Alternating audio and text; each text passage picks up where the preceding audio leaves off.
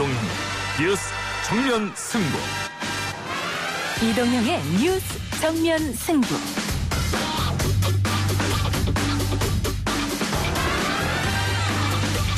청취자 여러분 안녕하십니까, 이동형입니다. 코로나19의 경제적 어려움에 대한 당정청의 선별지급 해법이 밝혀졌습니다.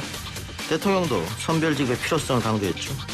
재정 건전성의 문제도 이분법적으로 생각하지 않으셨으면 좋겠습니다. 적절하게 통제되지 않는다면 위험한 상황이 중장기적으로는 올 수도 있습니다. 사실상 사전 심사 없이 최소한의 요건만 확인하고 많은 분들한테 드리는 방법으로 짜고 결정되는 순간 지급할 수 있습니다. 눈을 부릅뜨고 찾아보시면 사각지대를 찾아내실 겁니다. 청와대 김상조 정책실장의 목소리였습니다. 선별지급의 절차와 재정 건전성의 논란에 보편 지급을 주장하는 의견에 대한 반박을 했는데요. 자칫 코로나19 위기 대응이라는 이 이슈가 대권 경쟁이나 정권 비판과 같은 정치적 해석으로 변질될까도 우려되는 상황입니다. 어떤 방법이 효과적이고 타당한지에 대한 궁금증, 잠시 후 건국대 최백은 교수 연결해서 풀어보겠습니다. 한 달 가까이 코로나19 국내 확진자가 나오지 않고 있는 중국이 방역 표창 대회를 열고 사실상 코로나19 종식을 선언했습니다. 巴西这样监管能力比较强，然后我们是希望在这样的国家做一些就是科学严谨规范的临床研究。然后呢，我们 코로나19의 발생과 유행이 시작된 중국 당국이 코로나19의 종식을 선언했습니다. 그런데 이런 선언이 무색하게 중국발 국내 입국자 등 확진자 발생도 이어지고 있습니다. 과연 중국의 통계와 발표를 믿을 수 있느냐는 논쟁이 뜨거운데요. 우수근 교수 연결해서 자세한 상황 파악해보겠습니다. 제도의 일관성과 형평성을 유지해야 하는 정부로서도 더 이상 구제책을 내놓기가 좀 곤란한 상황으로 보입니다. 의대생들도 정부 정책에 대한 불만을 다양한 방법으로 표시할 수는 있는데 그 행동에 대해서는 스스로 책임을 져야 한다고 생각합니다. 기간이 짧았다고 보진 않습니다. 의대생 국시거부를 정부가 구제하지 않으면 합의를 파기하고 다시 의료 파업과 정부 압박을 하겠다. 의협과 정부의 타결이 있었지만 전공의들의 반발과 지도부의 사퇴, 국시 거부 의대생들의 반발까지 의료계를 둘러싼 상황이 혼탁합니다. 정부가 코로나19를 고려해 연기한 시험을 거부한 의대생들을 구제로 다시 정부와 의협 중심의 의료계가 강대강 대치를 하고 있습니다. 국회 보건복지 소속 여당 김성주 의원과 관련 이야기 나눠보겠습니다. 그리고 오늘 4부 박변 김판 코너에서는 추미애 장관의 아들 군 복무 문제를 둘러싼 논란과 조국 전 장관 재판 현황 짚어드립니다. 9월 8일 화요일 이동형의 뉴스 정면 승부 시작합니다.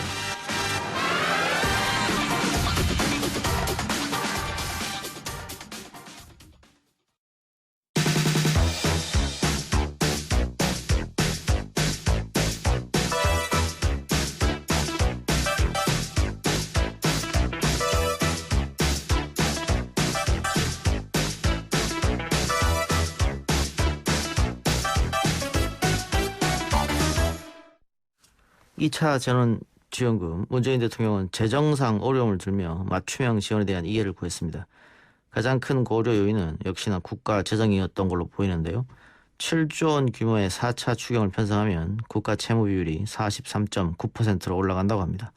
이 43.9%라는 수치를 어떻게 이해해야 할지, 또 선별 지원에 따른 사각지대는 어떻게 줄일 수 있을지 건국대학교 최백은 교수 연결해 보겠습니다. 교수님 나와 계십니까? 예, 안녕하세요. 자, 교수님 계속해서 보편적 지급의 필요성과 당위성을 강조해 오셨는데요. 당정청은 국가 재정 때문에 어렵다. 대통령 이야기는 보편 지급이 나름 의미는 있으나 국가 재정이 받쳐주지 않는다. 이런 얘기 같은데 어떻게 보셨습니까? 국가 재정을 투입하지 않고 지금 이 난국을 돌파할 수 있으면야 얼마나 좋겠습니까요? 예. 그런데 지금 상황은 국가 재정을 투입하지 않으면요, 예. 재정 건전성이 더 나빠지는 경우입니다. 예. 그러니까 제가 이제 계산을 해봤는데요. 예. 그러니까 2차 재난지원금을 그러니까 우리가 1차 때만큼 투입을 안 했을 때는 국가 채무 비율이 한 0.8에서 한 1.3%포인트가 증가해요. 예. 근데 재난지원금을 1차 때랑 똑같이 14조 3천억 원을 투입하게 되면은 예. 0.4%포인트뿐이 안 증가해요. 어허. 그게 왜 그러냐면요. 예. 지금 상황이 이제 우리가 사회적 거리두기라는 게 일종의 뭡니까요? 경제도 하나의 경제 생태계고 이게 연결망이 있습니다. 예. 사람들이 소비하면은 유통업자들이 이제 장사를 하는 거고 기업은 생산해서 공급할 수 있는 것이고요. 예. 그래서 소비, 유통, 생산, 소비, 유통이 이렇게 쫙 연결돼 있어요. 예. 근데 이제 우리가 거리두기라는 건 뭐냐면 일종의 활동을 위축시키는 거기 때문에 예. 이게 끊어지는 거예요. 예. 소비가 이제 그러니까 제대로 안 이루어지니까 유통업자가 타격을 보게 되고 유통업자가 타격을 보게 되면 기업도 공급할 물건이 그만큼 줄어들게 되고요. 예. 공급을 줄어들게 되면 고용이 이제 그러니까 뭐 해고가 되고 이렇게 되고 이제 연쇄적으로 일어나는 거죠. 예.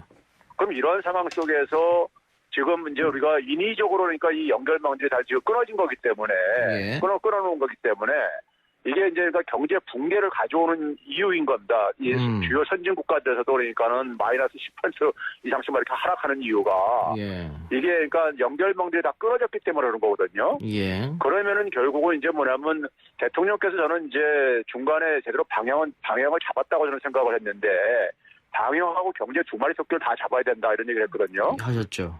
예. 그런데 이제 그러려면 결국 우리가 1차 재난지원금 때 우리가요, 효과를 보게 되면 우리가 이제 2분기 때 우리나라의 경제 성과가 굉장히 좋았지 않습니까? 상대적으로요. 예. 그 이유가 뭐냐면은 이게 억지로 이제 연결망을 이제 그러니까 방역을 그러니까 정상화시킬 때까지 연결망을 억지로 이제 이어주는 게 필요했던 거예요. 예. 그러니까 다행히 뭐냐면 가게가 그러니까 소비를 할 수 있게 지원금을 지급한 거고요. 소득이 타격을 많이 받았으니까는. 예. 그러면 그걸 이제 그러니까는 지역화폐를 줬기 때문에 한시적으로 쓸 수 있는 지역화폐를 줬기 때문에 쓸 수밖에 없었던 것이고요. 그렇죠. 쓸 수밖에 없다 보니까 그게 자영업자들한테 매출 내고 매출로 수입을 잡히게 된 거고요. 그래서 이게 연결망을 최소한의 어쨌든 간에 연결망을 이어줬던 거예요. 예.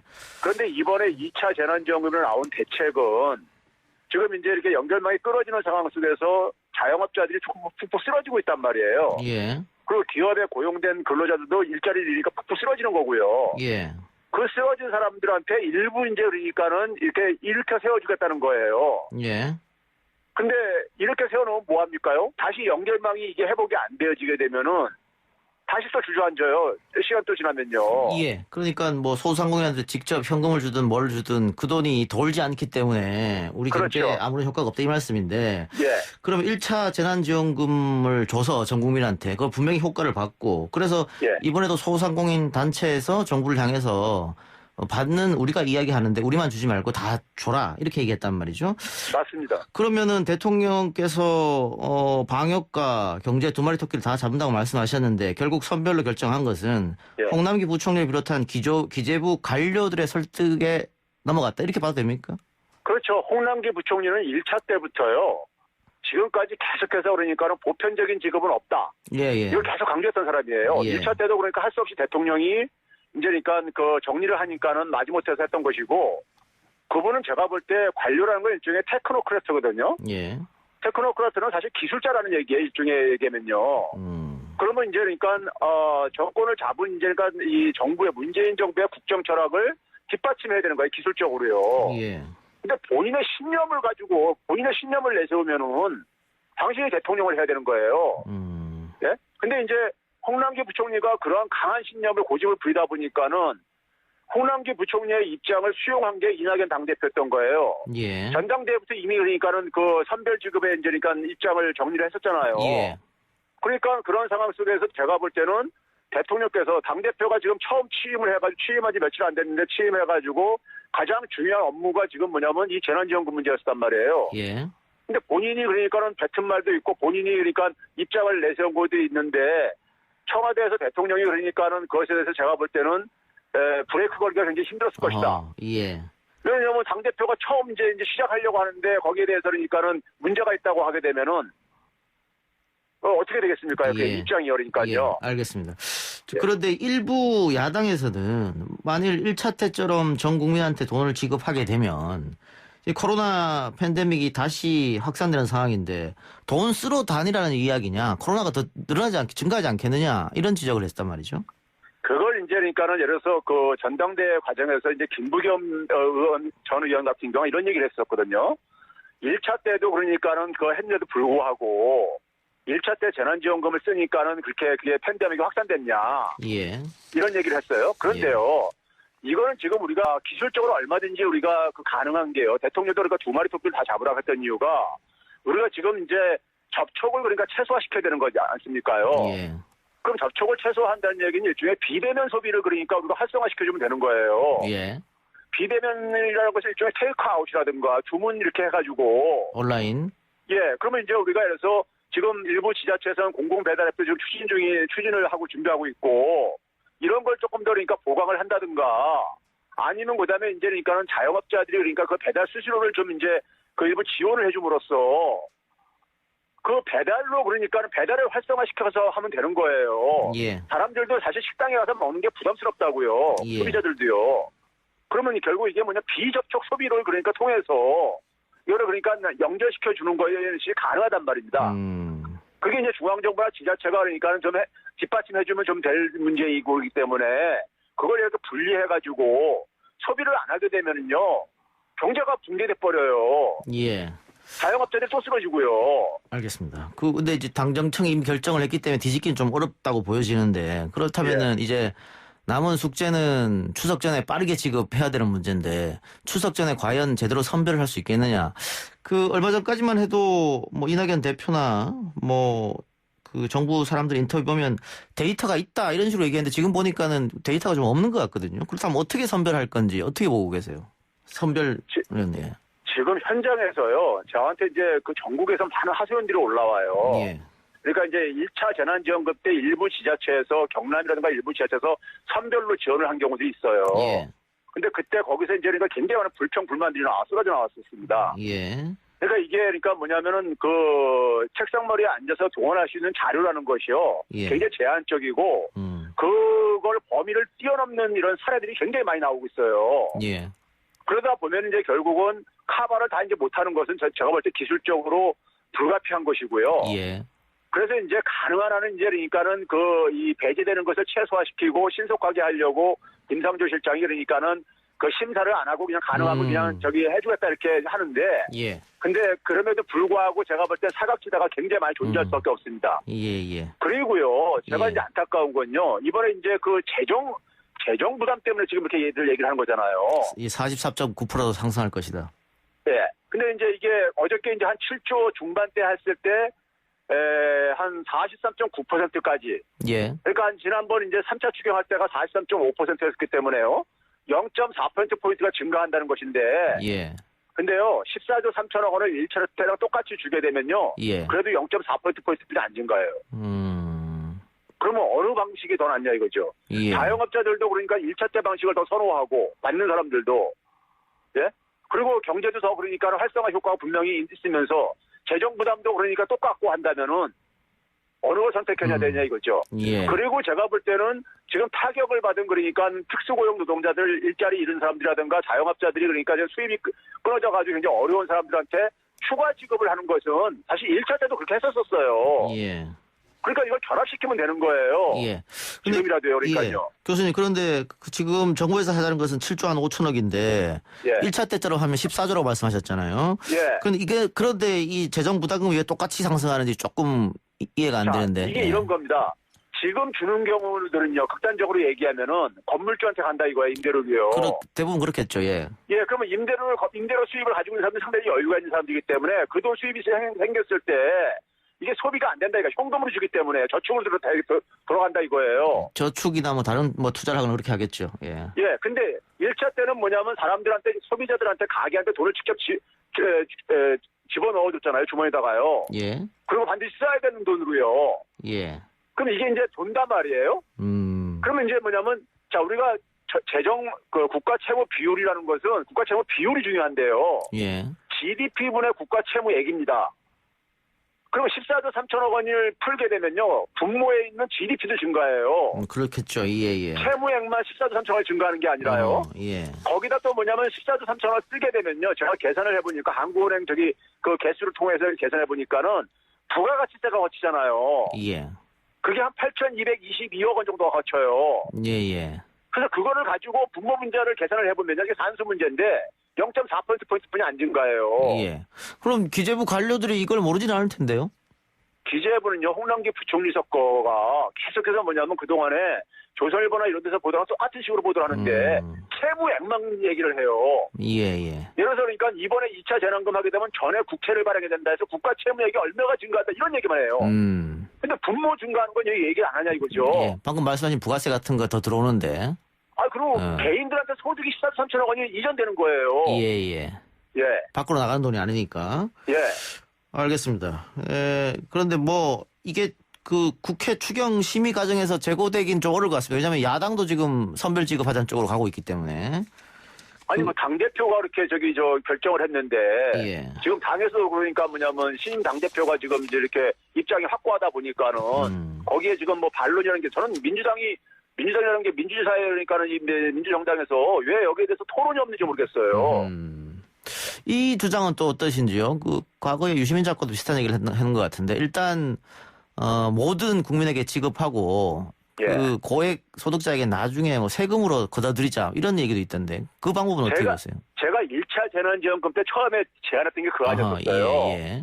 그때 뭐라 그랬냐면 그 재정 얘기하고 이 소득 감소 없는 사람한테 예줘야 되냐 뭐 이런 얘기를 하길래요. 예.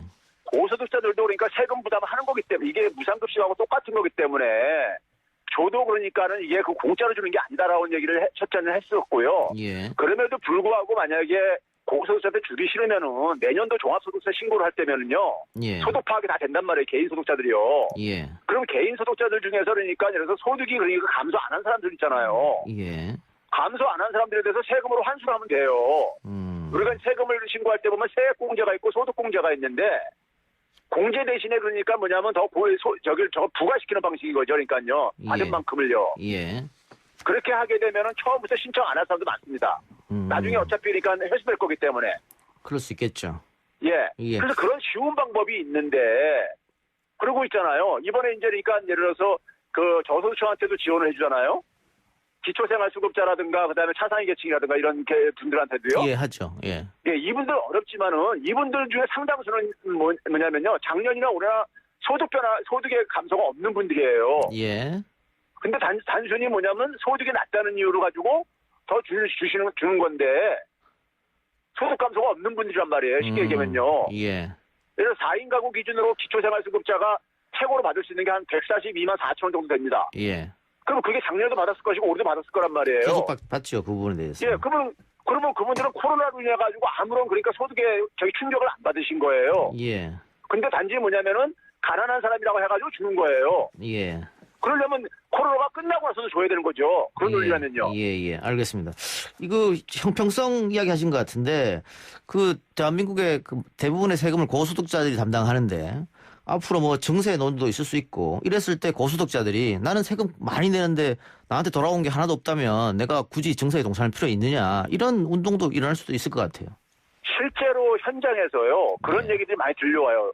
어떤 분이요. 자기는 그러니까 그동안에 세금에 대해서 굉장히 불만이 많았었는데 예. 1차 재난지원금을 받고서는 세금이 이렇게 쓰일 수 있는 거구나. 나한테 혜택이 돌아오는 거구나. 예. 해서 솔직히 말해서 세금에 대해서 굉장히 긍정적인 사고를 받겠다는 거예요. 예. 근데 이번에 이제 거된다니까 다시 또 짜증이 나더라는 거예요. 분명히 그런 생각을 하시는 분들이 있죠. 실제로 보게 되면 1차 재난지원금 때 예상했던 것보다 훨씬 많은 사람들이 신청을 했잖아요. 거의 다 가요. 예. 그 고소득자들이 신청했다는 얘기예요. 그러니까요. 99%. 예. 예, 그러니까 고소득자도 거기 상당히 포함되어 있는 거 아닙니까요? 예. 그런 점에서 그러니까는 이게 그러니까 사실은 이건 무상급식일 때 우리가 똑같은 논쟁이 지금 반복되고 있는 건데요. 당시에 이재용 부회장한테 왜 공짜 밥을 줘야 되느냐. 예. 이랬는데 이재용 부회장은 그 아들 한 달에 한 20-30만 원 공짜 밥 먹이고 한 달에 수천만 원 이상씩 세금 내는 사람이라고요. 예. 근데 어떻게 공짜 밥입니까, 그게요? 알겠습니다. 그 하나만 마지막으로 여쭤보죠. 뭐 올 겨울에 팬데믹이 또 한 번 유행할 수도 있을 텐데 그러면 내년에 또 재난지원금이 지급될 수 있잖아요. 올해는 좀 어려울다고 보고. 네. 이 논쟁이 또 한 번 불붙을까요? 아니면 그때는 보편 지급일까요? 저는 제발요. 이 국가 채무에 대해서 굉장히 이게 기재부라든가 아니면 일부 이제 보수 언론들에서 굉장히 국민들 겁박하는데 예. 우리나라 재정 건전성이 OECD에서 사실상 1위예요. 너무 안 쓰는 나라예요. 예. 그러다 보니까 가계부채가 굉장히 높아요. 기업적으로요. 예. 우리가 예를 들어서 항상 국민들이 겁나는 게 뭐냐면 외환위기에 때는 악몽이잖아요. 예. 외환위기 때 우리나라 국가 부채 비율이요 10%뿐이 안 됐었습니다. 근데도 외환이 터졌었어요. 하하, 그렇군요. 근데 싱가포르는 지금 130%입니다. 예. 싱가포르는 외환위기 일어날 가능성이 제로입니다. 사실상이요. 예. 그러니까 이게 국가 채무하고 관계가 없는 거예요. 외환위기하고요. 근데 이게 국가 채무 가지고 그렇게 그냥 국민들의 공포로 이렇게 불어놓고 그러는데 왜 그러냐면요. 재정이라는 것은 기본적으로 세금으로 충당하는 거잖아요. 예. 세금은 누가 더 많이 냅니까? 고소득자나 대기업들이 많이 내게 돼 있습니다. 예. 그건 그 사람들이 부담을 덜어주기 위한 거예요. 이게 그러니까 결국은요. 그래 알겠습니다. 예, 다음에 네. 혹시라도 또 연결 기회가 있으면 연결하도록 하죠. 오늘 인터뷰 고맙습니다. 네, 감사합니다. 예, 지금까지 건국대 최백은 교수였습니다.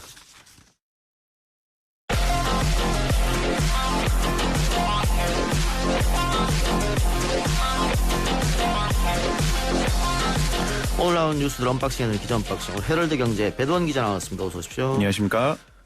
코로나 상황부터 짚어볼까요? 신규 확진자가 6일 연속 100명대를 기록했네요. 예, 그렇습니다. 2차 대유행의 확산세가 좀 다소 잦아드는 모습인데요.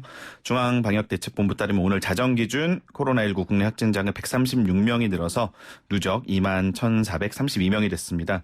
지난달 27일에 이 1일 신규 확진자가 441명으로 정점을 찍은 이후에 300명대, 200명대로 조금씩 줄어들더니 이달 3일 이후부터 말씀하신 대로 오늘까지 엿새째 100명대를 유지하는 모습입니다.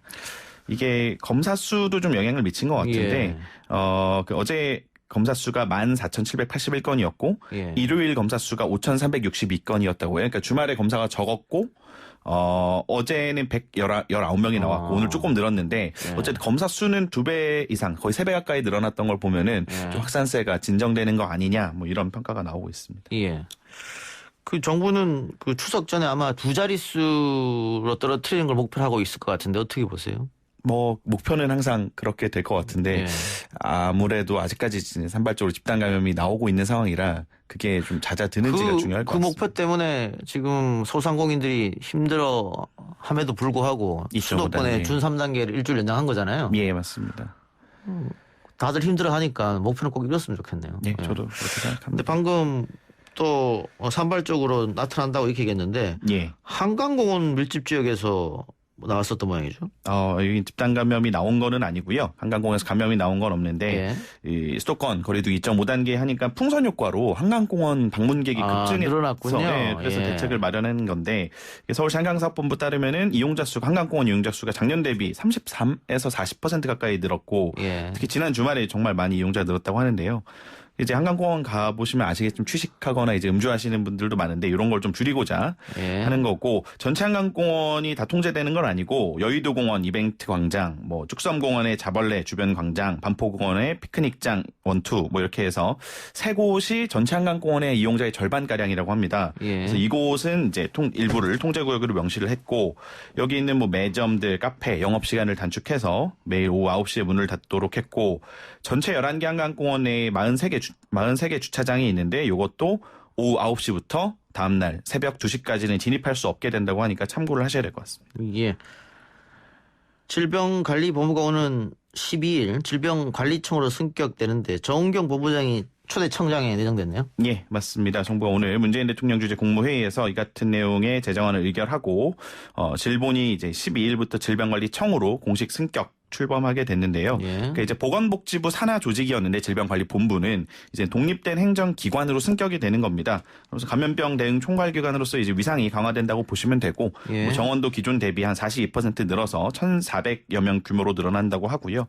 뭐 본청의 감염병 유입 발생 동향을 24시간 감시하는 종합상황실 뭐 이런 거 신설을 됐고 감염병 연구를 하는 보건의료 연구개발 R&D 조직도 강화됐다고 합니다. 그러면서 아까 말씀하신 것처럼 초대 청장이 이제 우리나라에서 사실 지금 가장 고생이 많은 분이겠죠. 코로나 영웅이라고도 불리는 정은경 현재 질병관리본부장이 내정이 됐고요. 문재인 대통령이 오늘 국무회의에서 질본이 그동안의 코로나 대응 과정에서 세계 모범이 된 K방역을 이끄는 중심 역할을 훌륭하게 수행했다. 그 신뢰를 바탕으로 승격됨으로써 독립성과 전문성이 대폭 강화된 감염병 총괄기구로 거듭나게 됐다라고 설명을 했습니다. 하나 더 말씀드리면 이제 예. 오늘 이 국무회의에서 문 대통령이 그 안경을 안 쓰고 나와서 사실 이것도 조금 눈길을 끌었는데요. 예. 공식성상의 안경을 안 쓰고 나온 게 이제 전례를 찾기가 어려워서 언론의 관심을 좀 받았는데 청와대 설명을 들어보니까 집무실에서 이제 안경을 벗고 서류를 보다가 급하게 회의장으로 이동하면서 안경을 깜빡했다고 설명을 했습니다. 예. 자, 그런데 지금 코로나19가 이렇게 좀 확산되는 상황인데 예. 날씨가 추워지면서 독감도 동시에 오는 거 아니냐 이런 우려가 많습니다. 예, 맞습니다. 예방접종을 시작한다면서요? 예, 그렇습니다. 그 독감과 코로나19가 이제 좀 발열이나 기침, 근육통 같은 초기 증상이 좀 비슷하잖아요. 그러다 예. 호흡기 통해 전파되는 전염병이라는 점도 동일하죠. 그래서 이제 진단 검사를 하기 전까지는 의료진도 구분이 쉽지 않다 보니까 만약에 이제 독감 유행까지 겹치게 되면은 예. 의료 현장에 혼란을 줄 수 있을 거라는 우려 때문에 예. 무료 예방접종 대상자를 크게 늘려서 대비를 한다고 합니다. 예. 작년까지는 생후 6개월에서 만 13세, 그다음에 임산부, 그다음에 만 65세 이상을 대상으로 무료 접종을 실시했었는데 올해는 이제 연령대를 더 넓혔어요. 넓혀서 14세, 18세, 또 62세에서 64세까지 범위를 넓힌 건데 총 이게 해당되는 국민이 1,900만 명. 전체 국민의 37% 해당된다고 합니다. 그다음에 백신 자체도 기존의 3가 백신, 이렇게 3가지가 들어있는 백신이어서 4가 백신으로 변경해서 예방 범위도 확대했다고 합니다. 예. 잘 확인하셔서 무료 예방접종 맞으시는 게 좋을 것 같아요. 예. 재난지원금 이야기 좀 전에 일부에서 쭉 나눠봤습니다만 정부는 선별 지급하기로 확정을 했고 문제는 어떻게 선별하느냐 이거 같은데 오늘 김상조 정책실장이 얘기한 것 같아요? 예, 맞습니다. 오늘 라디오 방송에 나와서 김상조 청와대 정책실장이 소득증명 절차 없이 지급하는 방법을 찾으려 한다라고 밝혔고요. 그러면서 이제 뭐 선별 방식이라기보다는 피해를 많이 본 분들에게 맞춤형으로 집중하는 거다. 맞춤형 대책이다라고 이제 선별이라는 단어를 좀 피해가려는 모습도 보이긴 했는데 오늘 이제 언론 보도로 이것저것 검토 내용이 흘러나오고 있습니다. 아마 이제 이번 주 중에 윤곽이 확정이 될 텐데 이게 실제로 중간에 검토된 거를 이제 기자들이 취재해서 나오는 경우도 있고 부처에서 일부러 좀 여론을 파악하기 위해서 가는 게 하나씩 흘리는 경우도 있는데 어쨌든 보도 내용을 종합하면은 자영업자 위주로 나가는 것이 유력하게 검토가 되고 있습니다. 그러면서 일단 코로나 재확산에 따른 사회적 거리두기 강화로 영업이 중단된 그 고위험 시설이죠. 예. 노래방, 뭐 PC방 이런 곳에 대해 피해 규모랑은 상관없이 그러니까 내가 얼마나 매출이 줄었는지 이런 거 증명하지 않고 일괄적으로 200만 원의 지급 방안을 검토하고 있다는 게 이제 보도 내용이고요. 이제 매출이나 소득이 줄어든 걸 일일이 증빙하려면은 추석 전에 지급하기가 좀 어렵지 않겠느냐. 그래서 일괄 지원을 하게 됐다고 합니다. 예. 근데 같은 고위험 시설 중에서도 뭐 PC방, 노래장 등은 지원을 하는데 유흥주점이나 단란주점은 제외한다면서요? 예, 고위험 시설이 총 12개가 있는데 뭐 클럽이나 룸살롱, 유흥주점, 뭐 콜라텍, 감성주점 뭐 이런 데도 다 있어요. 근데 이제 기재부에서 나오는 얘기는 국민 정서상 여기까지 재난지원금을 주는 건 좀 그렇지 않겠느냐. 뭐 이런 방침이 전해지고 있는데 그분들 국민 아닙니까? 그러니까요. 사실 이제 유흥주점이나 단란주점 하시는 분들도 예. 뭐 똑같이 세금을 내고 정부 예. 방침에 따라 문을 닫은 건데 예. 우리는 제외된다라는 불만이 사실 나올 수밖에 없죠. 그럴 수밖에 없겠죠. 지금 뭐 이쪽 분들은 뭐 온라인 기사, 뉴스 기사 댓글을 봐도 좀 불만이 많이 나오는 것 같습니다. 예. 근데 미취업 청년들에게 1인당 50만 원 지급하기로 했다. 이런 보도 있던데 이거 맞는 얘기입니까? 또 오후에 이제 언론 보도가 나왔는데요. 아직 이제 아까 말씀드린 것처럼 지금 확정된 거는 하나도 없습니다. 이제 이렇게 예. 검토하고 있는 건데 미취업 청년들한테 1인당 50만 원을 일시금으로 지급하기로 이제 가닥을 잡았다. 그러면서 예. 이제 한정된 재원을 감안해서 중위소득 120% 이하로 제한한다는 내용인데 이게 4인 가구 기준으로 월 한 570여만 원 정도 됩니다. 예. 4인 가구 기준 월 570만 원 이하의 가구에 있는 18세, 34세 청년들에게 일시금으로 50만 원이 지급되는 걸 검토하고 있다. 뭐 확정된 건 아니지만 그렇게 가닥을 잡고 있는 것으로 보입니다. 그런데 그 미취업 청년들이 코로나 때문에 힘들어졌다고 봐야 되나요?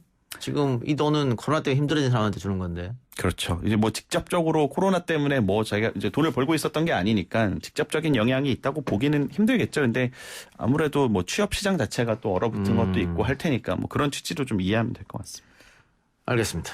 자, 추미애 법무부 장관 아들 문제 의혹이 계속해서 크게 불거지고 있는데 야당은 파상 공세고 추미애 장관은 계속해서 수비하는 그런 모양새입니다. 예, 맞습니다. 그 세 가지 논란이 지금 요약을 해보면은 특혜 휴가 논란이 사실 좀 오래된 거죠. 추 장관이 법무장관 청문회 당시부터 제기됐던 의혹인데요. 이게 뭐 간단하게 설명을 드리면은 추미애 장관의 아들 서모 씨가 2017년에 카투사로 복무를 했는데 이게 무릎 수술 때문에 병가를 나갔었어요. 근데 이게 6월 5일부터 2017년 6월 5일부터 14일까지 1차 병가를 내고 또 23일까지 병가를 밖에서 연장을 합니다. 들어오지 예. 않고. 그다음에 여기에다가 또 다시 나흘간 개인 휴가를 붙여서 27일 날 복귀를 한 이제 20일 넘게 다녀온 이런 상황이 있었는데 이게 이제 2차 병가가 끝나는 날인 23일에 휴가 연장 승인도 받지 않고 부대에 복귀를 안 했다. 뭐 이런 거고요. 국민의힘의 김도읍 의원실에서 이제 공개한 인터뷰 영상 보면은 뭐 당시 6월 25일이죠. 그러니까 이미 휴가 연장이 됐던 이 날에 당직병이 이 추미애 장관 아들 서 씨의 미복귀 사실을 확인하고 전화로 복귀 명령을 내렸는데 그런데 이제 돌연 상급 부대의 뭐 대위 한 명이 당직실로 찾아와서 휴가자로 올리라고 지시했다. 뭐 이러면서 외압 가능성이 제기가 됐었죠. 근데 이제 서 씨 측의 이 아들 측의 변호인이 이날 25일이라는 거는 이미 휴가 승인이 처리돼서 당직병하고 통화할 일이 없었다. 다 허위 사실이다. 이렇게 반박을 했었고요. 근데 이제 국민의힘이 추가로 공개한 녹취록을 보면은 이 부대 관계자에게 휴가 연장을 추미애 장관의 이제 당시 보좌관이 이제 휴가 연장을 전화로 문의했다. 이런 주장이 나오면서 논란이 증폭이 됐습니다. 그래서 이제 당시 민주당 당대표였어요. 추미애 장관이. 그래서 이제 추 장관의 보좌관이 실제 군 관계자 통화한 게 사실이라면 이게 그냥 단순한 문의였다고 해도 이게 압력으로 작용할 수밖에 없지 않았느냐라는 게 야당 측의 이제 공세고 이제 실제 이미 여당 일부 의원들이 추 장관의 당시 보좌관이 전화를 한 사실 자체를 좀 인정하고 있죠. 전화를 했었던 것 같다. 그런데 이제 추 장관 측이나 또 이제 아들 서 씨 측의 변호인이 뭐 이게 누가 이런 걸 문의했느냐 이런 내용에 대해서는 명확한 해명을 내놓지 않고 있어서 좀 논란이 가라앉지 않고 거세지고 있는 상황입니다. 알겠습니다. 그 추미애 장관 아들 의혹에 대해서는 4부에서 더 자세하게 다뤄보고요. 오늘 기자 언박싱 여기까지 하죠. 지금까지 헤럴드 경제 배동 기자였습니다. 맞습니다.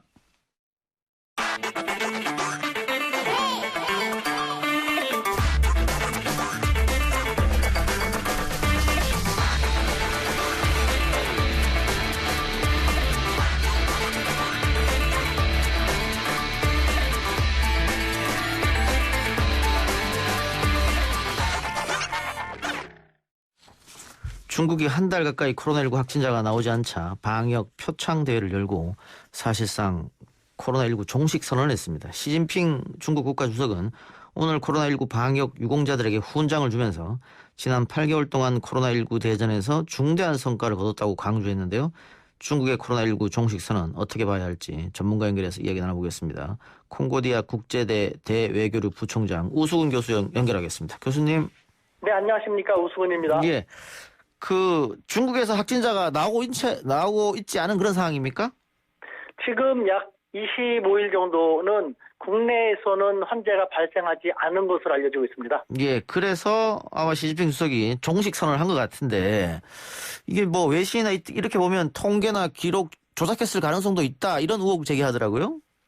먼저 아주 중요하기 때문에 우리가 용어를 잘 가려서 써야 될 것 같습니다. 예. 중국 현지에서는요.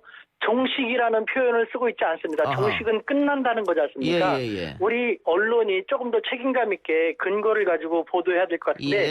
중국 현지에서는요. 예. 어떤 식으로 보도하냐면은 바이러스와의 대전에서 중대한 전략적 성과를 얻었다고 하고 있고요. 더군다나 중국에서 바이러스 확계의 최고 권위자인 중난산 중국 공정원 원사는요. 예. 오늘 수상을 했는데 그 소감에서도 코로나19 대전에서 단계적인 승리를 거뒀지만 우리는 여전히 방심할 수 없으며 반드시 신중을 기해야 한다라고 했습니다. 그런데 우리 언론에서는 무슨 근거로 중국에서 종식을 선언했다라고 하는지 이렇게 되면 중국을 다시 한번 오해할 수 있고 그렇네요.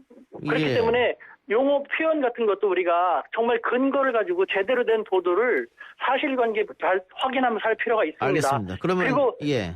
질문하신 그 중국에서 어떤 기록 통계를 조작한 것이 아니냐라는 얘기가 나오는데 예. 그만큼 그동안 중국 통계를 믿을 수 없다라는 것을 반증하는 것인데요. 하지만 현재는 중국이 국제사회를 많이 의식하고 국제사회 지토로서 성장해 나가고 있기 때문에 중앙정부 차원에서 과거와 같은 그런 구태의연한 행동은 전혀 생각하지 못하는 그런 단계인 것이죠. 알겠습니다.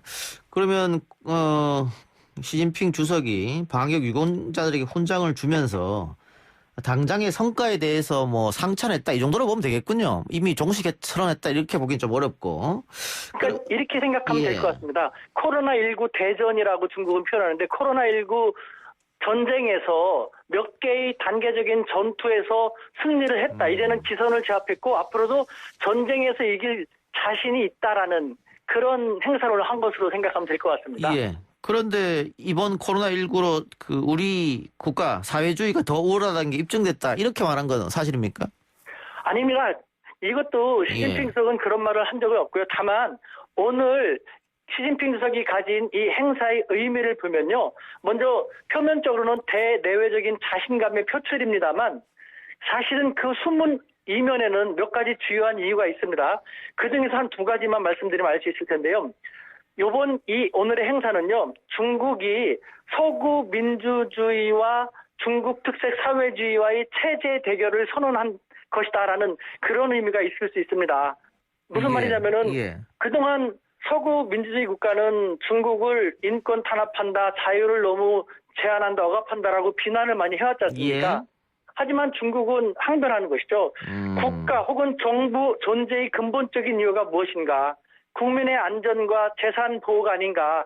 지금 서구 상황을 봐라. 최대의 민주주의 국가라는 미국이 코로나19 최대의 사망자, 최다의 그 확진자가 나오고 있지만 중국은 너희 서구 민주주의 사회가 항상 비난하고 뭐 비평만 하는 중국은 단계적인 승리를 자축하면서 자신감에 충천되어 있다. 그렇기 때문에 우리 중국 특색의 사회주의는 너희 자유민주주의가 생각하는 만큼 항상 그렇게 열등하고 이상한 것만은 아니다라는 체제 선언을 당당하게 체제 대결을 선언하는 것인 것이죠. 예, 사회주의가 더 우월하다 이런 것보다는 뭐 대대적 내부 결속을 다지는 그런 모양새로 읽혀지기도 하네요.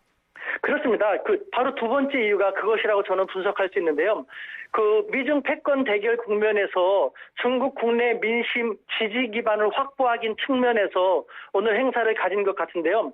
사실 우리가 잘 몰라서 그러는데 중국인들은 서구 사회에 대해서 대단히 뿌리 깊은 열등감과 패배의식을 갖고 있습니다. 간단하게 1840년 아편전쟁 이후 1978년 개혁 개방까지 약 140년 동안을 중국은 서구 침략이라든가 로부터 암울하고 수모의 역사를 보냈다고 하고 있거든요. 하지만 이제는 다르지 않나. 그러면서 나 시진핑과 중국 공산당을 계속 지지하면은 미중 패권 대권 전쟁에서 우리는 또 승리할 테니까 우리를 믿고 계속 지지해다오라는 국내 민심, 동력을 확보하기 위한 그런 의미도 있었던 것이죠. 그러면 이번 행사에 대해서 중국 인민들은 어떤 반응입니까? 상당히 즐거워요. 이것은 중국 공산당의 입장에서는 중국 인민 실제로 시진핑 주석이 2014년 집권 이후 지금까지 바로 오늘날이 가장 집권 기반, 지지 기반이 견고하다고 하고 할 수 있습니다. 그러니까 중국 인민들의 입장에서는 코로나19 중국에서 발병했지만 그래서 비난을 많이 받았지만 서구 민주국가는 다 대혼돈 속에 있는데 중국은 극복하고 있고 또 경제 반등도 뚜렷하게 중국만 V자 곡선을 보이고 있지 않냐라는 그런 쪽에서 중국 인민들은 시진핑 주석에 대한 지지를 단단히 하고 있고 공산당이 리드하는 지금 중국 특색의 사회주의가 나쁜 것만은 아니다라는 그런 생각을 많이 갖고 있죠. 그런데 뭐 시진핑 건강 이상설도 있었고요. 또 중국 원로들 사이에 시진핑을 비판하는 이야기도 있었고 해서 시진핑 체제가 약간 흔들리는 거 아니냐 이런 관측도 있었습니다. 그러면 그건 아닌 모양이네요. 그것에 대해서요. 그 중국의 그 당국자들은 기가 막히게 하죠. 예를 들면은 지난 베이따이호 회의에서 중국 원로들이 시진핑 하야해라 하면서 반대파들이 모였고 시진핑에 대해서 반기도 들었다는 얘기가 나오는데 중국 공산당 당국자들은 아니 한국은 중국 바로 옆에 있으면서 왜 항상 중국을 그렇게까지 모르는가. 중국을 제대로 모르면서 어떻게 중국과 외교를 하고 뭘 할 수 있겠는가. 지금처럼 금방 말씀드린 것처럼 시진핑 집권 이래 지금처럼 지지 기반이 확고한 적이 없었는데 반대파들도 있고 강경파도 있지만 그 사람들도 나설 때 나서서 시진핑을 흔들어대야지 지금처럼 인민의 지지가 강고한 상태에서 과연 그와 같은 어리석은 행동을 할 것인가? 그 정도로 모르겠는가라는 식으로 오히려 중국 당국자들이 한국의 그런 보도에 대해서 어떤 근거로 주저치 허무맹랑한 얘기가 계속 나가는지 기가 막히게 하는 상황인 것이죠. 알겠습니다. 끝으로 그 시진핑 주석의 방안 원래는 올해 초로 예정돼 있었습니다만 코로나 때문에 계속 미뤄졌는데 올해 안에 가능할까요? 어떻게 보세요? 네, 그렇습니다. 제가 어제도 뭐 당국자들과 이런저런 얘기를 하면서 확인을 했는데 중국 당국은 가능한 한 11월 전까지는 중국 책임 있는 당국에서는 11월 전까지는 꼭 실현을 시켜보고 받고 싶어 합니다만, 그러니까 중국은 한국이 미국 쪽으로 더 가까이 가면 안 되기 때문에 빨리 포옹을 하려고 하는 그런 것인데, 한국은 아직도 미국과 중국 입장에서 양측을 바라봐야 되는 그런 입장이기 때문에 한국이 조금만 더 좀 호응을 해줬으면 좋겠다라는 중국은 안타까워하는 그런 모습을 보이고 있는 상황입니다. 예, 알겠습니다. 교수님 오늘 인터뷰 고맙습니다. 네, 감사합니다. 지금까지 우수근 콩코디아 국제대 대외교류 부총장이었습니다. 아 글쎄 안 들려 들을 뉴스 없어 아무 뉴스도 귀에 들어오지 않아 듣고 또 들어도 들을 뉴스 없어 만든 게 2%야 이동영의 뉴스 정면 승부. YTN 라디오 이동의 뉴스 정면승부 3부 시작합니다. 의사 국가고시 실기시험이 오늘 예정대로 실시됐죠. 응시율은 14%였습니다. 이미 2차례 연기한 시험인 만큼 정부는 추가적인 기회 제공은 없을 것이라며 단호한 입장을 표시했고요.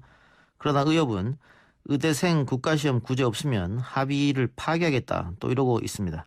국회 보건복지 간사 맡고 있는 더불어민주당 김성주 의원 연결해서 여당 입장 들어봅니다.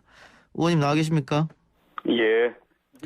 반갑습니다. 김성주입니다. 예. 먼저 국시 거부한 의대생들 구제책 이후에라도 마련해야 된다고 보십니까? 어떻습니까? 뭐 참으로 안타까운 일입니다. 예. 그 정책의 일관성을 유지하는 정부의 입장이나 예. 또 공정성과 형평성을 요구하는 국민들의 감정을 좀 고려해야 되는 좀 어려운 상황입니다. 예. 당연히 미래 의사 선생님이 되실 의대생들이 시험을 보고 의사길을 갈 수 있도록 하는 게 지극히 당연하겠습니다만 지금 현재 상태는 굉장히 좀 어렵게 돼 있는 건 사실입니다. 예. 정부 입장은 뭐 법과 원칙, 규정이라도 있을 테고요. 또 이게 또 잘못된 선례로 될 수 있어서 다른 직능단체에서도 다 이렇게 시험 같은 거 미뤄달라 이렇게 하면 또 그때 또 난감해지기 때문에 네. 여러 가지 입장이 있을 텐데 지금 국시원장은 의대생들이 응시 의사를 밝히고 보건복지부가 시험을 보라고 하면 국시원은 준비를 해야 된다라고 했단 말이죠. 그러면 이건 약간의 여지를 둔 게 아닌가 이런 생각도 드는데요. 예, 뭐 이 시험을 실제로 주관하는 국시원 입장에서는 또 올해 안에 시험을 마무리해야 된다고 하는 그런 입장. 또 우리 원장님도 의대 교수 출신이신 걸로 제가 알고 있거든요. 예. 그 후배들을 아끼는 입장에서 그런 말씀을 하신 걸로 이해합니다. 그런데 우리 윤석 원장님도 말씀하셨다시피 의대생들이 먼저 결단해야 된다. 이런 거거든요. 그러니까 구제 방안을 의협에서 얘기하는데 시험 본다고 의대생들이 신청을 해야지 구제를 할 텐데 신청 기간을 연장하고 시험 일정도 연기해 줬는데 신청을 안 해서 생긴 문제 아닙니까? 근데 신청을 아예 거부하는데 도와줄 방법이 없지 않느냐 이런 생각입니다. 지금 같은 경우에도 의협에서는 후배들의 구제책을 마련해 달라고 하고 있습니다만은 학생들은 시험 보겠다라고 말을 하지는 않고 있기 때문에 말이죠. 예. 또 청와대 국민청원에 올라온 국시 거부 의대생 추후 구제 반대한다. 50만 명 가까운 국민이 동의한 상황이기 때문에 여론도 학생들 편은 아닌 것 같고요. 자, 근데 문제는 만일 이렇게 해서 이대로 간다면 올해 응시율이 너무 저조하니까 내년 의료 현장에서 인력 수급 문제가 나오지 않겠느냐 또는 공중보건의가 모자라지 않겠느냐 이런 지적이 있는데 거기는 어떻습니까? 예, 그런 우려가 있습니다. 이제 최대한 어떤 의대생들이 좀 마음을 좀 돌릴 필요가 있고요. 또 의협이나 또 전공의 단체 또 의대 교수님들께서도 학생들의 좀 마음을 돌릴 수 있도록 노력을 해야 될 거 생각합니다. 뭐 정부나 뭐 여당도 그런 차원에서 필요한 게 있다고 하면 뭐 나설 수 있습니다. 그러면 학생들이 지금이라도 시험을 치겠다고 하면 다시 한번 시험을 볼 수 있는 그런 방안을 마련할 수 있다 이렇게 생각해도 됩니까? 일단 뭐 전공의들의 업무 복귀가 순조롭게 이루어지고 뭐 상황이 안정된다면 여당 입장에서 정부하고 협의할 수 있을 것입니다. 협의를 할 수 있겠다. 알겠습니다. 근데 또 한쪽에서는 그렇게 했을 때 떼쓰기 하면 다 들어주는 거냐 이런 반론이 있을 수 있을 것 같아서 말이죠. 그런 국민들의 그 감정도 저희도 고려해야 되는 그런 어려운 상황입니다. 예, 여러 가지 다 봐야 된다. 그런데 문제는 이 의대 정원 확대라든가 공공의대 신설 이 4대 정책 문제, 의협에서는 4대 악이라고 규정했습니다만 의협과는 반대로 보건의료 시민단체들은 이거 해야 되는데 문재인 정부가 의사들의 협박에 굴복했다 이렇게 또 얘기하고 있단 말이죠. 그러면 앞으로 이걸 어떻게 할 것인가. 지금 협상안을 보면 재논의한다고 했는데 그 재논의 안에 의사들이 들어오기 때문에 들어와서 당연히 반대할 거 아니겠습니까? 제대로 안 될 것 같은데 그러면? 일단 저희가 이제 이번에 그 의협하고 민주당이 또 복지부와 의협이 서로 협상을 통해서 합의에 이르게 된 가장 큰 배경은 아무튼 코로나 위기를 같이 힘을 모아서 극복해 나가자라는 거고요. 그리고 이 과정에서 어떤 그 의사 표시와 집단 행동을 했다고 해서 그 어느 누구도 다치는 것은 원하지 않는다. 이런 생각에서 서로 일치한 겁니다. 그리고 이 사태가 좀 진정이 좀 되면 협의체를 만들어서 정말 원점에서 모든 것을 다시 논의하겠다 이렇게 서로 합의한 건데요. 일단 정책에 대해서는 복지부가 의협과 대화를 계속 해나갈 거고요. 그다음에 이미 국회에 법안이 제출되어 있는 사안들, 예를 들어서 공공의대 설립이라든가 지역의사제 도입과 같은 사안은 국회가 논의의 중심이 돼야 된다는 겁니다. 그래서 먼저 여당과 의협과의 대화가 있을 것이고요.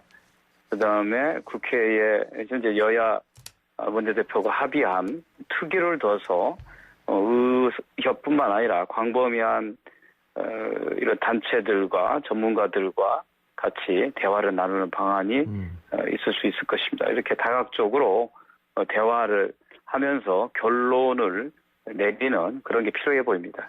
그런데 코로나19 상황이 안정된 뒤에 협의체를 통해 논의하겠다. 이게 협의사항 내용인데 코로나19가 언제 안정될지 잘 모르겠고요. 만일 내년으로 넘어간다면 내년은 또 이 대선 국면으로 접어드는데 그렇게 되면 이게 또 흐지부지 되는 거 아니냐. 결국은 정부가 내놓은 4대 정책이. 그렇지는 않을 것입니다. 이제 코로나가 뭐 안정된다라고 얘기하는 것은 확산세가 좀 주춤해질 때 생각하는 거고요.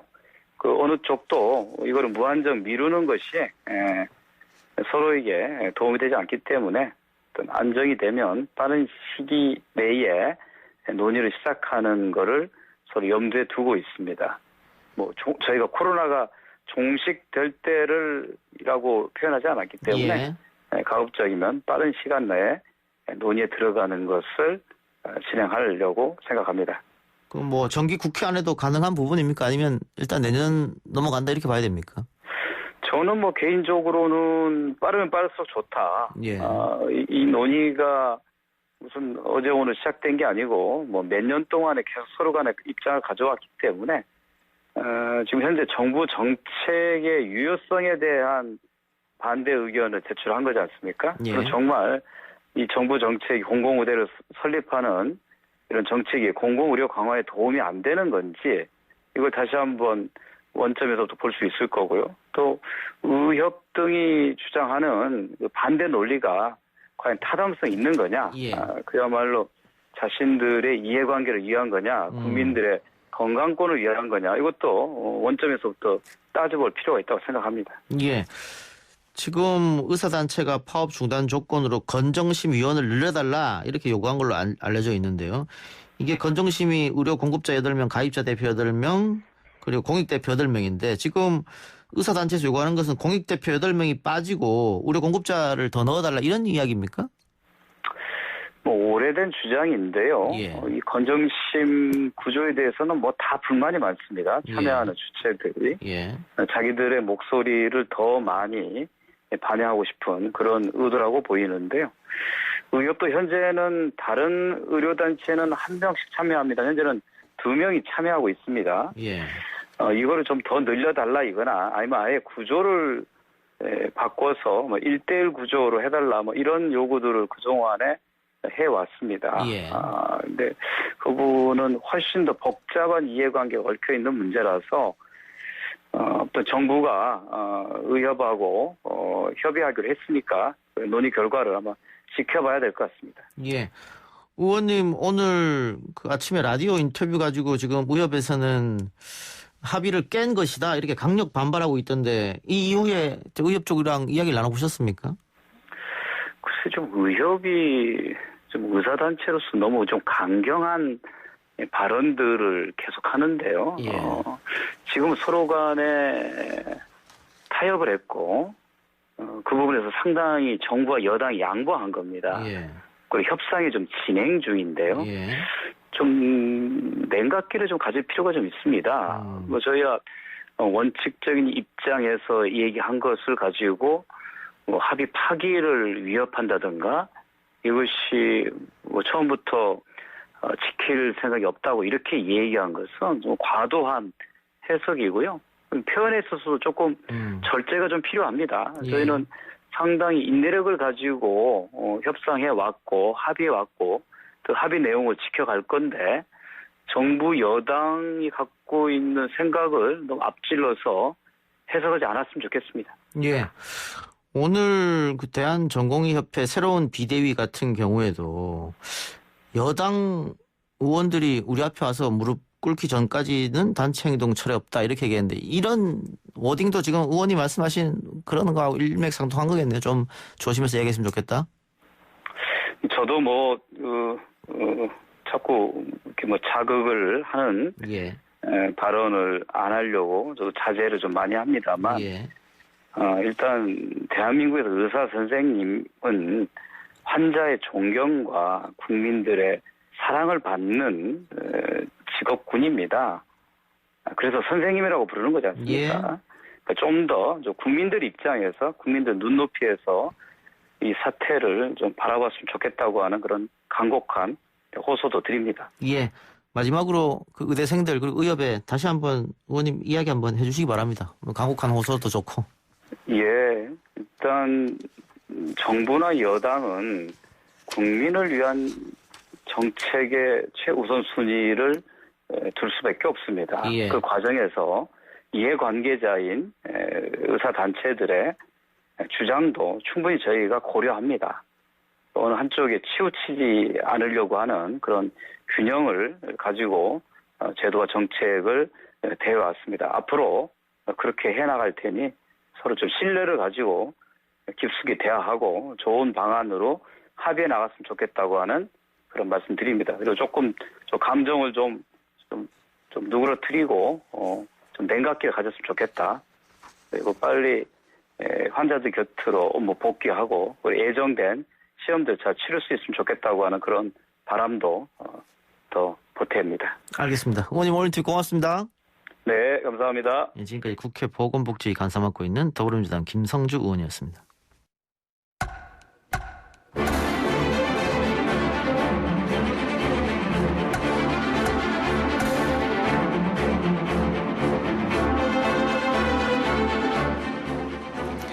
YTN 라디오 이동현 뉴스 정변선부 4부 시작합니다. 매주 화요일 스튜디오를 법정으로 순간 이동시켜주는 두 분, 박지훈 변호사, 김윤우 변호사 나왔습니다. 어서 오십시오. 네, 안녕하십니까. 네, 안녕하세요.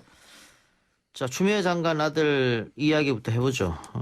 추미애 장관 아들의 군특혜 의혹, 지금 모든 언론에서 다루고 있는 것 같습니다. 우선 가장 쟁점인 휴가 특혜 의혹부터 정리해 볼까요? 네. 일단은 21개월 육군 카투사에서 그 선모 씨가 복무를 했습니다. 예.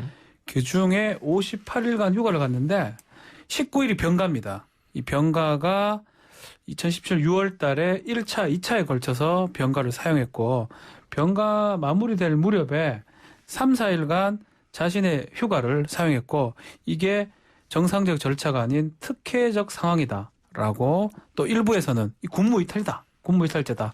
이렇게 지금 주장을 하고 있는 그런 상황입니다. 일단 규정에는 병가를 30일까지 쓸 수 있게 돼 있죠. 그렇죠. 우리 군인의 기본 지위에 관한 법률이라고 있습니다. 그 이제 군인의 의료 접근권 또 우리 군인의 진료들 받을 권리가 상당히 중요한데 병사 같은 경우는 쉽게 자기가 아프다고 말을 못 하니까 이 법 규정에 그걸 둔 거예요. 병가를 자신의 권리, 권한으로 사용할 수 있도록 돼 있고 그게 30일입니다. 30일 사용할 수 있는데 19일 정도 지금 썼었고요. 그래서 이제 그 부분은 이제 뭐 쓴 거에 대해서 병이 없는데 썼으면 이제 이게 문제겠죠. 그건 문제겠죠. 병이 있다 그러면 뭐 그건 문제가 될 수가 없습니다. 그건 뭐 진단서하고 의사 소견서가 검찰에 갔으니까요. 그럼 규정에는 병가가 30일까지 돼 있고 지금 추미애 장관 아들 같은 경우에는 19일을 썼고 한 번 더 10일을 쓰려고 했는데 부대에서 안 된다 그래서 자신의 개인 그렇죠. 휴가를 썼지 않습니까? 2박 3일. 연가를 썼죠. 그런데 지금 이걸로 봐서는 규정에는 문제가 없다. 다만 야당에서 이야기하는 것은 휴가가 끝나고 복귀한 뒤에 다시 나가야 되는데 그 휴가 쓰고 나서 바로 자기 자신의 휴가를 이어서 쓴 거는 문제 아니냐 이런 거. 그거는 이제 옛날 기준일 수 있어요. 제가 이제 뭐 법무관을 오래 하면서 인권과 군대 10년 있었죠. 예. 더 잘 아시겠네요. 소령으로 제가 전역을 했는데 뭐 이런 규정도 제가 만들기도 하고요. 국방부 인권과에 있으면서. 근데 사실은 중요한 게 절차도 뭐 꼭 필요하지만 가장 중요한 건 명령입니다. 승인. 지휘권자의 명령 승인이 없는데 이런 행동을 했다. 군무이탈 맞아요. 그래서 그 과정에서 만약 승인이 떨어졌다면 그럼 지휘권자가 뭐 잘못한 거예요. 행정 처리를. 예. 병사한테 책임을 물을 수는 없는 겁니다. 예. 근데 지금 다 혼용이 돼 있어요. 병가 예. 사용도 뭔가 잘못된 것처럼 얘기하고 또 휴가 일수도 지금 너무 많은 것처럼 얘기하고 있고 근데 팩트를 가리자면 병가는 당연히 쓸 수 있는 거고 아프다면요. 안 아프면 못 쓰겠지만 그리고 연가도 이 규정상 어떻게 되어 있냐면 부대 운영에 지장이 없는 한 본인이 원하는 일수해 줍니다. 특히 이 서 씨 같은 경우는 카투사예요. 카투사니까. 카투사는 예. 더 그 규정이 적용이 됩니다. 그러다고 보면 규정상으로는 3분의 1 인력이 나가지 않는 이상은 휴가를 주기 때문에 그게 대면 방식이든 서면 방식이든 문제없다. 메일이든 뭐 상관이 그럼 없습니다. 이렇게 여쭤보죠. 그 보수 언론에서는 일반 병사였다면 그렇게 해줬겠느냐 부대에서. 해주죠. 해줍니까? 아프다는데요. 예. 아프고 못 가겠다는데 뭐 그런 상황이 있다면 같은 해주죠. 증상으로 수술 받은 분 중에 우리가 유명한 분이 이상화 선수가 같은 증상이었다고 하더라고요. 그때 당시에 이상화 선수가 이 수술을 받았을 때 걷는 게 신기할 정도라고 그렇게 보도가 됐었다고 하거든요. 이 정도 아픈데 그걸 아픈데도 불구하고 일단 군대에 와서 의료진의 도움을 받지 말고 혼자서 알아서 있어라. 이런 주장은 사실 상식적으로 납득하기 어렵고요. 좀 군대를 잘 모르시는 분이나 안 갔다 오신 분들은 그렇게 말씀하실지 몰라도 군대에 가셨던 분들은 그렇게 말씀 잘 안 하시는 것 같아요. 제가 이 얘기를 꼭 하고 싶어요. 군대가 많이 이거 인권 병영이 되기 위해서 많이 노력했습니다. 2005년부터 국방부 인권과가 신설되면서 인권 관련된 규정들을 만들고 저도 뭐 그런 일들을 했었고요.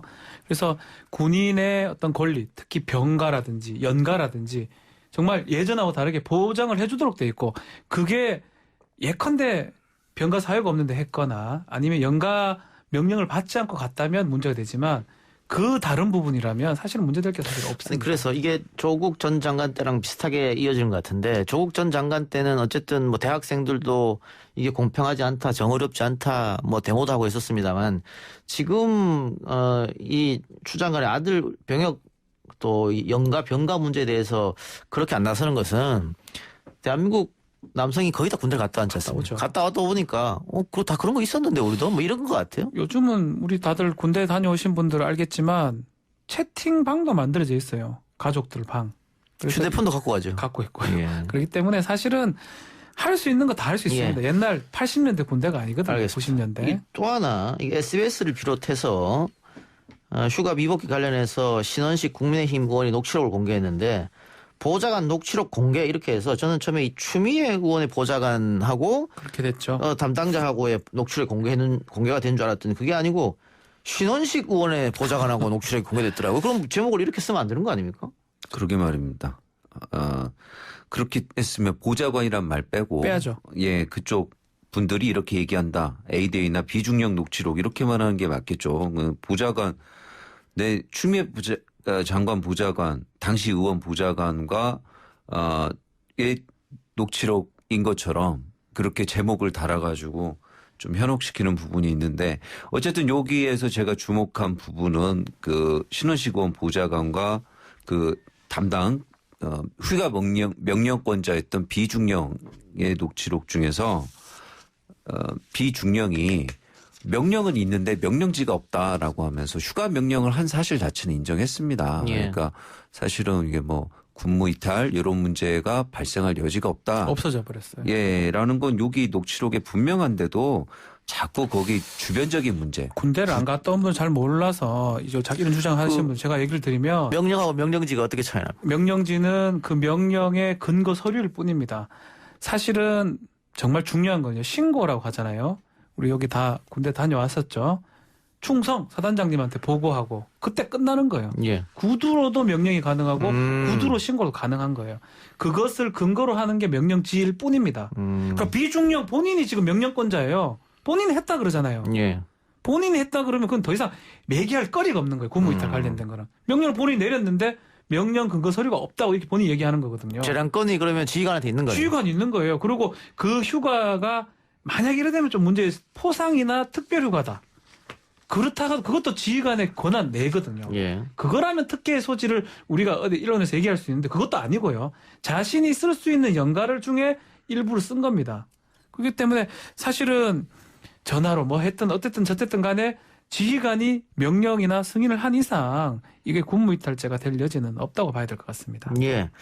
지금 국방부 장관도 그렇고 당시에 또 추미애 아들 휴가를 승인한 당시 부대장도 부당한 조치는 없었다 이렇게 이야기하고 있는데 이게 의혹이 눈덩이처럼 커지는 이유는 어디 있다고 보십니까? 우리 언론이 계속 쓰고 있기 때문에. 예, 지금 저는 조국 전 장관 때랑 뭐 유사한 것 같아요. 우리 국민들이 가장 싫어하는 게 교육하고 뭐 병역 부분이고 또 싫어하는 게 자녀들 뭐 이런 부분이기 때문에 아빠 엄마만 바뀐 것 같고 그대로 이제 공격을 하는데 첫 번째 이제 이 조국 전 장관 좀 이따 얘기를 하겠지만 많은 수가 뭐 무혐의 내지 무죄가 되는 경우가 지금 많아 보입니다. 재판 진행 중이지만 그런 경험들을 국민들이 좀 했기 때문에 이번에는 그렇게 반응을 좀 덜하는 게 아닌가. 뭐 그럼에도 계속적으로 의혹 제기를 하고 있고요. 군에 저같이 이제 올해 우리 김윤호 변호사도 뭐 군 복무관으로 근무했지만 올해 근무했던 입장에서 보면 법적인 부분만을 봤을 때는 뭐 문제될 게 사실 없어 보입니다. 예. 사실 굴지의 언론 종사자들이 이런 제목을 쓰는 것들이 이해가 안 되는데 그런 아까 녹취록에 그런 대목이 분명히 있는데도 불구하고 계속 이렇게 지연 말단적인 부분 좀 자극적으로 이렇게 보도하는 것도 그런데 뭐 이거 조금 다른 얘기입니다만 최근에는 이런 보도도 있더라고요. 영어로 빌보드 1위, 국내 팬 홀대 하나, 갈등 깊어지는 K-팝. 갈등을 너무 많이 찾는 것 같아요. 선정적인 부분은. 예, 좀 너무 이렇게 좀 보도가 자극 위주로 가는 것 같은데 사실 내용을 하나하나 꼬집어 보면 별 내용이 없습니다. 중요도가 떨어지는 내용들이거든요. 너무 선정적인 것 같습니다. 네. 예. 근데 지금 야당 내에서는 부대 복귀 후에 휴가를 연장해서 받는 게 규정이고 만일 휴가 상태에서 추가 청원을 하려면 요양심의위원회 심의를 거쳐야 한다라고 하는데 이거는 지금 추미애 장관 측에서는 그거는 육군본부 규정이고 가투사에는 그런 규정이 없다 이렇게 얘기하고 있어요. 아니요. 육군본부에 내규가 있긴 해요. 근데 그 규정도 저는 이게 딱 떨어지는지 모르겠습니다. 이게 뭐 일단 주장상으로는 야당 주장은 10일 초과 청원 휴가를 요구할 때는 군병원에 입원을 의뢰한 다음에 그 서류를 내라고 하는 그 규정을 얘기를 하는 것 같습니다. 근데 지금 이 경우는 지금 자신의 연가를 쓰는 거거든요. 이거하고 저는 다르다고 저는 생각이 들고요. 또 이제 추미애 장관 측은 이제 미군 규정이 적용돼야 되는 거 아니냐. 왜냐하면 카투사예요. 한국 증원군 카투사기 때문에. 근데 제가 조금 확인해 보니까 인사 관련된 거는 우리 육군 규정이 적용되고 복무 관련된 거는 카투사 규정이 적용되더라고요. 그러니까 아주 세부 생활들 뭐 일가 생활이라든지 휴가라든지 이런 거는 적용되기 때문에 뭐 미육군 규정이 휴가나 일과 관련돼서는 적용될 가능성이 좀 크지 않을까 저는 그렇게 판단하고 있습니다. 네, 그게 맞을 것 같고요. 일단 두 가지 말씀드리고 싶은데 그래서 휴가 나가기 전에 군 병원에 들어가서 추가 수술이 필요하고 30일 이상의 휴가가 필요하다는 소견서를 받아서 1차 휴가를 나갔던 거거든요. 그래서 청원 휴가를 11일 초과해서 요구할 때 군병원 입원 의뢰라 이런 규정이 있다 육군본부에 그 규정에도 위배된다고 보기가 어려운 게 처음 휴가 나가기 전에 군병원에 입원해서 얼만큼 수술 후에 얼만큼 휴가가 필요한지 그거는 이미 뭐 군병원에서 진단을 받아서 나갔었고요. 그다음에 상식적으로 생각해봐도 우리가 파견 직원들 생각해보면요. 파견한 회사가 있고 파견 받아서 실제 일하는 회사가 있다면 그 휴가를 가는데 실제 일하는 회사에서 저 언제 집안일이 있어서 못 나옵니다 얘기를 하지 거기다 얘기 안 하고 파견한 회사, 인력회사에만 가가지고 휴가 처리하는 그런 경우는 없거든요. 그래서 지금 그 당연한 그 법 해석이 아닌가 지금 박준 변호사님 말씀하신 게 그렇게 생각이 듭니다. 또 하나 의료 기록은 5년간 보관해야 된다. 그런데 추장관 아들은 기록이 없다. 이 가투사는 보관 기간이 1년이라고. 1년이다. 그럼 이런 거는 규정이 있기 때문에 그 기자들이 조금만 서치해보면 다 할 텐데요. 그렇죠. 이게 근데 이거 안 쓰고 있나요, 그러면? 규정이랑 미육군 규정이랑 우리 육군 규정이 다르거든요. 그래서 1년 보관 기간이기 때문에 없어도 되는 거예요. 1년 후에는 다 세절이나 없애버리는 거기 때문에 이거는 조금만 확인해 보면 되는데 아직까지 논란이 되고. 그 언론 문제 얘기했으니까 이거 오늘자 조선일보입니다. 제목이 흑수저 일병은 복귀 17분 늦었다고 감옥 갔다. 그래서 휴가 복귀 17분 늦었다고 감옥을 간 사람이 있다고 그래서 저도 군생활 해봤습니다만 한 번도 이런 경우 보지 못했거든요. 그렇게 가혹하게 하는. 군검사를 몇 년 했는데요. 이렇게 안 하거든요. 그래서 기사를 자세히 봤더니 그 17분 늦었다고 감옥 간 이 병사가 그전에도 근무 이탈을 해 집행유예 기간에 있다가 다시 근무 이탈을 했기 때문에 이런 게 있었는데. 재탈이라 그러는데 재탈. 그래서 영창을 간 건데 이거를 제목을 이렇게 뽑으면서 추미애 장관 아들은 그렇지 않다라고 하면은 이게 너무 글쎄요, 이거 선동적인 기사인 것 같아요. 좀 문제가 있는 기사처럼 보이고요. 또 하나 특혜 의혹이 있습니다. 이것도 한번 살펴봅시다. 평창 동계올림픽 통역관으로 선발을 해달라는 청탁이 군에 들어왔다. 이건 어떻습니까? 뭐 이것도 신원식 국민의힘 의원이 녹취록을 또 공개를 했다고 하는데 일단 예비역 대령 A 씨가 아들 서 씨 그게 동계 올림픽 통역관으로 갔느냐라는 질문에 안 갔다 그걸 보내라는 청탁이 어디에서 많이 오고 부하들한테도 하고 그랬는데 선발 방식을 제비뽑기로 바꿨다 이런 식으로 답변한 게 있더라고요.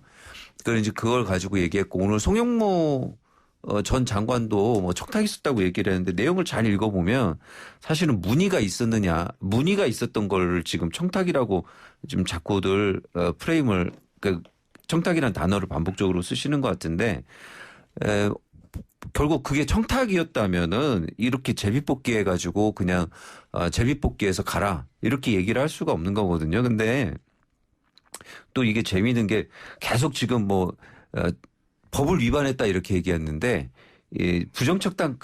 부정청탁 금지법 이제 김영란법이죠. 거기 보면은 부대 배속, 보직 부여 등 병역 관련 업무에 관해서 법령을 위반하여 처리해달라 이런 청탁을 금지한다는 거지 법령 위반이 아니라 그 안에서 어떻게 가는지 문의를 했다. 이 정도 가지고는 저희가 부정청탁이라고 김영란법에도 그렇게 정해져 있지는 않더라고요. 그렇죠.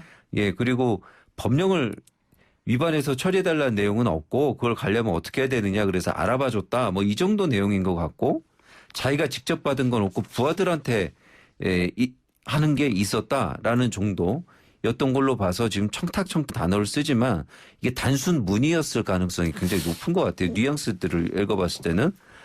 우리는 법적인 얘기를 해야 되니까 그러면 직권남용이나 강요죄 성립을 또 생각해 볼 수가 있는데요. 직권 자체가 또 없다고 봐야 될 것 같고요. 이 부탁하는 사람이 이 청탁이든 부탁이든 문의든 강요를 하려고 하면 협박이 있어야 돼요. 꼭 보내줘라 이러면서 막 뭐 어떻게 위협을 가하듯이 그런 게 아니라면 이 범죄의 여지는 사실 좀 없어 보입니다. 이게 맞다고 하더라도. 게다가 국회 연락단에서 많이 왔다 그랬는데 국회 연락단은 한 적이 없다고 이미 밝혔고요. 또 이 A 대령 같은 경우에는 처음에는 본인이 들은 것처럼 얘기했는데 지금 보니까는 전에 들은 부하들이 그렇게 얘기했다더라. 전해 들었다고 얘기를 했고 또 하나 청탁을 많이 해서 그 추장관 아들 할머니하고 아버지를 모아놓고 청탁하지 말라고 했다고 했는데 심각한 좀 오보는 아니지만요. 이 자극성 보도입니다.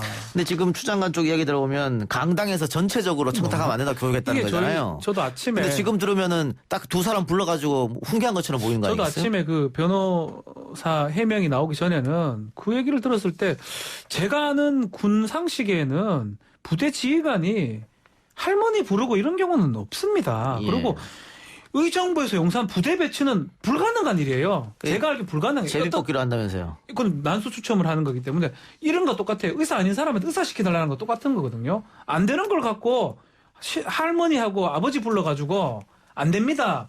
그 얘기를 교육했다고요, 부대장이. 40분간. 그 얘기를 듣고 저는 이게 무슨 말이냐. 근데 알고 보니까 이상하다고 저는 생각하고 내중 해명을 보니까 교육의 그 부대 가족은 다 모여놓고 강당에서 그런 유의 얘기를 했던 것 같더라고요. 그렇다면 이거는 뉴스거리가 아니죠. 기사거리도 아니고. 이거를 기사화 시켜가지고 꼭 그 부정청탁하는 걸 막으려고 했다는 것처럼 보도되는 거는 사실은 좀 잘못된 전달 방식이 아닌가 생각이 들어요. 예, 그냥 만나서 그런 것도 아니고 단순 문의였던 것으로 해석을 할 수 있는 걸 갖다가 꼭 청탁을 했다고 이런 식으로 지금 계속 그 수로를 쓰고 있는데 굉장히 부적절한 용어 사용을 통해서 이상하게 선정적으로 이슈를 만들어가는 것 같습니다. 좀 군대 관련된 얘기는 저는 뭐 군에 오래 근무를 했기 때문에 뭔가 좀 와닿으면 저 조금이라도 편을 들어줍니다. 근데 뭐 와닿는 게 하나도 없습니다. 법적인 잣대에 봤을 때는. 그리고 대부분 보면 언론도 선정적으로 보도를 많이 하고 근데 그 내용 안에 들여다보면 법적으로 문제되거나 탈법이나 불법적인 요소는 거의 없거나 적어 보이거든요. 좀 안타깝습니다. 그래요. 추미애 장관 아들의 차량 구매 의혹도 있네요. 이건 어떻게 된 겁니까? 그 장애가 있는 아버지 서성환 변호사와 99대 1 비율로 공동지분을 설정했다. 예, 그 김도읍 의원실에서 자동차 등록증이나 차량 등록 원부, 보험증권을 가지고 지금 의혹을 제기를 하면서 이게 뭐 절세를 위해서 꼼수를 쓴 거 아니냐. 지금 계속 그런 의혹을 제기하고 있는 모양인데. 2017년식 중고 K5 승용차를 샀는데. 예, 그 해당. 이게 절세를 위해서 꼼수를 부렸다? 예, 예. 뭐 1% 아버지 지분이 1%가 있는데 예, 그렇게 해서 세금 감면을 받고 또 공채 매입도 면제받은 건 아니냐라고 하는데 실제로 이 아버지에 해당하는 서 변호사 요분 같은 경우는 실제로 다리를 못 쓰셔서 운전을 못하는 상황이고 예. 이동을 하려면 누군가 운전을 해줘야 되기 때문에 예. 지금 사실 추미애 장관이 국회의원 한 지가 몇 년이고 장관을 또 하시는 분인데 가족 공용 차량으로 쓰는 게 이 당시에 한 3년 된 K5 중고 차량을 사면서 예, 아들이 물론 지분이 더 많이 있긴 합니다만은 가족 공용으로 한 대를 쓰면서 요걸 갖다가 아버지 지분이 조금 더 적게 들어갔다라는 걸 가지고 이게 절세를 위한 꼼수다 이렇게 단정적으로 얘기할 수 있는지 좀 의문이 들었습니다. 이 부분에 대해서는 굳이 뭐 이렇게까지 공격할 내용이 되나. 그리고 사실은 요 얘기가 나왔다는 거는 거의 이제 선정적 보도의 막바지 아닌가 요거까지 나왔을 때는. 예. 3년 된 K5 중고 승용차를 절세를 위해서 그렇게 구입한 거 아니냐. 네, 이걸 가지고. 예. 근데 이 문제는 그 검찰에 고발이 했으니까. 네. 수사에서 결과 나오면 그만 아닙니까? 수사를 참 이게 힘든 것 같아요. 제가 지금 얘기하지만 법리적으로 수사한 입장에서 법에 따라서 수사를 하고 법에 따라서 기소를 하고 판단을 해야 되잖아요. 예. 지금 계속 얘기하지만 법리적으로 쉽지가 않아요. 예. 저희만 해도. 근데 수사하는 입장에서는 상당히 애로사항이 있을 겁니다. 아니 법리적으로 안 되면 불기소 처리하면 되는 거고 법대로 하면 되잖아요. 야당하고 언론에서 난리가 나잖아요. 예. 그 난리를 치니까 지금 그냥 9개월째 수사고 이게 그렇게 9개월 동안 끌 수사는 아닌 것 같은데. 그 한편으로는 뭐 이거는 그냥 제 제가 봤을 때는 뭐 우리 박지훈 변호사님 훨씬 잘 아시지만 그 외부에 나가서 진술을 해야 되지 않습니까? 이게 군검찰에서 수사하는 게 아니라 민간검찰 수사다 보니까 외부에 나가서 진술하려면 진술할 소환 요구서를 가지고 기무부대 가서 보안성 검토 받아야 되고요. 문서 하나 밖에 나가려면 다 기무부대 보안성 검토를 받아야 되는데 그 보안성 검토가 빨리빨리 이루어지는 게 아닙니다. 그 접수해놓고 한참 기다리거든요. 언제 오는지 물어보기도 좀 어렵고 그거 올 때마다 하나씩 밖에 나가도 된다고 할 때마다 진술하고 자료 제출하고 이런 식으로 하다 보니까 빨리빨리 되기가 쉽지가 않습니다, 이게.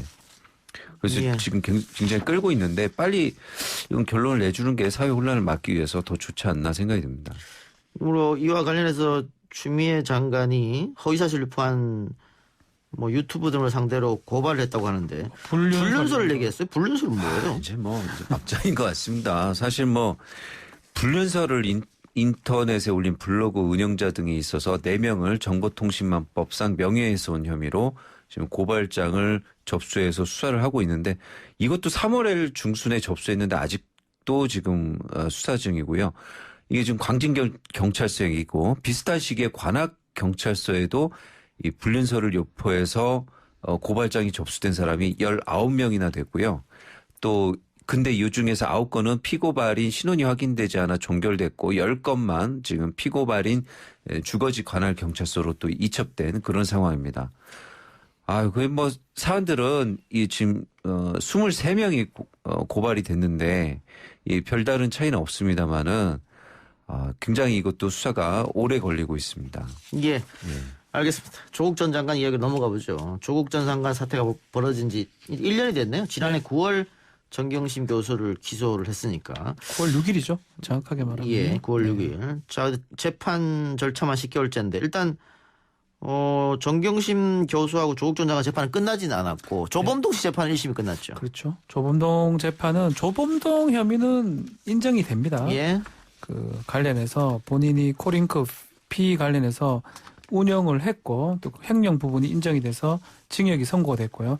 다만 정경심 교수의 공범, 개입 부분, 투자 부분 이런 부분들은 무죄가 됐습니다. 예. 그 재판에서는요. 권력형 범죄도 아니다. 그렇기 때문에 지금 정경심 교수의 재판이 크게 3가지 틀에서 지금 이루어지고 있는데 하나가 사모펀드고요. 2번째가 입시비리, 표창장 등 3번째가 이 관련된 증거 인멸인데 사모펀드는 거의 정리가 된 것 같고 표창장 같은 경우도 지금 대부분 정리가 된 것 같아요. 마지막에 조국 전 장관이 증언 거부권을 행사했지만 마지막에 소환을 해서 하려고 했던 걸 봤을 때는 이제 대다수 재판은 막바지에 이런 게 아닌가 이렇게 보입니다. 예. 그러니까 조범동 씨 재판에서 사모펀드는 무죄가 났고 증거인멸은 유죄가 났죠. 그렇죠. 그리고 입시비리 표창장은 아직 한참 진행 중이고 결과는 조금 있으면 나겠죠. 증거인멸 부분도 그 재판부에서는 우리는 이렇게 판단하지만 다른 재판부 어떻게 판단할지 모르겠다라고 또 여지를 남겼어요. 예. 그래서 그 부분도 기속력이 있다고 보기는 좀 어렵고요. 이제 남은 부분은 표창장이나 입시 관련된 부분인데 그게 정리가 되면 결심이 되고 판결 선고될 것으로 보입니다. 예. 자, 아동 성범죄범 조두순의 출소가 100일도 남지 않았다고 합니다. 국민들 불안도 커지고 있다고 하는데 언제 출소합니까? 12월 13일입니다. 올해요. 징역 12년을 선고를 받았거든요. 이게 2008년도입니다. 그래서 그때 검찰이 실수한 거죠? 형법을 적용했어요. 그때 당시는 성폭력 방지법, 특별방지법이라고 그 법조항을 적용해야 돼요. 피해자가 어린이면 지금은 성폭력 처벌특례법인데 그리고 청소년이면 아동청소년 성보호법, 성인이면 형법 이렇게 해야 되는데 나눠서 형이 다르거든요. 근데 형법을 적용했고 더 좀 심각한 문제는 주치 감경을 해줬습니다. 술을 먹었으니까 심신미약 아니냐. 그래서 좀 낮은 12년형이 선고가 됐고요. 지금 기준으로 만약에 강간치상, 성폭법상 강간치상이거든요. 저는 무기징역 정도 아니면 하여튼 중형이 될 것 같은데 그때는 어떻게든 적게 나왔기 때문에 올해 출소하네요, 바로. 그러니까 이게 국민청원에까지도 올라갔습니다만 일사부재의 원칙도 있고 되죠. 안 되죠. 재판 끝났는데요. 재판 잘못한 사람 혹시 처벌 받았습니까? 판사요? 검사? 아니요. 안 받습니다, 우리나라는. 판사는 어쩔 수가 없어요. 검사가 그렇게 올렸으니까. 판사도 직권으로 할 수 있죠. 할 수 있어요? 하려면 할 수 있죠. 예. 법률 적용하는 거니까요. 근데 어쨌든 현재 법적으로 조치할 수 있는 건 아무것도 없다. 전혀 없습니다. 안타깝네요. 예. 자, 그래서 많은 국민들이 지금 불안해하고 있는데 그래서 국회에서 일명 조두순법을 통과시키기도 했다고 하는데 이 조두순법은 뭡니까? 또 조두순법이라는 거는 이 전자장치, 위치 추적 전자장치에 대해서 원래는 1대1로 관리를 하지 않았습니다.